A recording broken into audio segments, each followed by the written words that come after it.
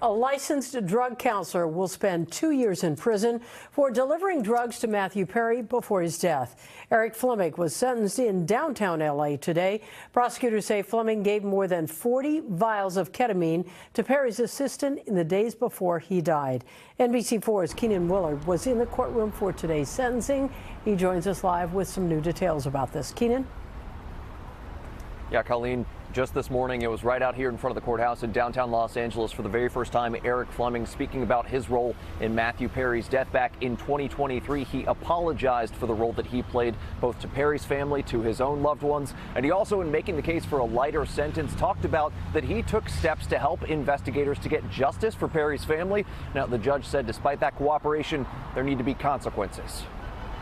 I did it and I own it, and I deserved a consequence. A drug counselor speaking out for the first time moments after getting prison time for his role in the death of Matthew Perry. Today, Erik Fleming was sentenced to 2 years behind bars for delivering ketamine to the Friends actor before he died in 2023. My chest and heart hurt every day for the pain I've caused not only his family, but the millions of people who adore him. Perry struggled for years with addiction. Prosecutors say he was already being prescribed ketamine for depression when Fleming delivered more than 40 vials of the drug to Perry's personal assistant in 11 days. Fleming pled guilty to distributing ketamine causing death, one of 5 people convicted in the death of Matthew Perry. In the past, Perry's loved ones have criticized those involved in providing him drugs. You'd have to have a heart of stone to wake up every morning and make a business out of feeding off the addictions of vulnerable people who are desperate for drugs. In court today, Fleming told the judge he was haunted by his actions and apologized to Perry's family and to his own loved ones. He said he delivered the drugs during the lowest point of his life, that his stepmother had just died and he was out of work and using drugs himself.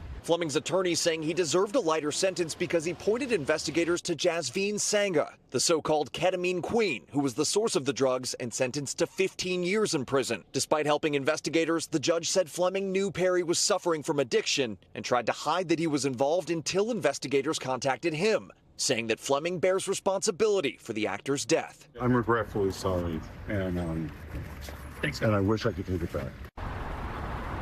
Now, Perry's family did not speak outside the courthouse today. Only one person remains to be sentenced in connection with the death of Matthew Perry. That is Perry's former assistant, Kenneth Iwamasa. In downtown Los Angeles, Keenan Willard, NBC4 News.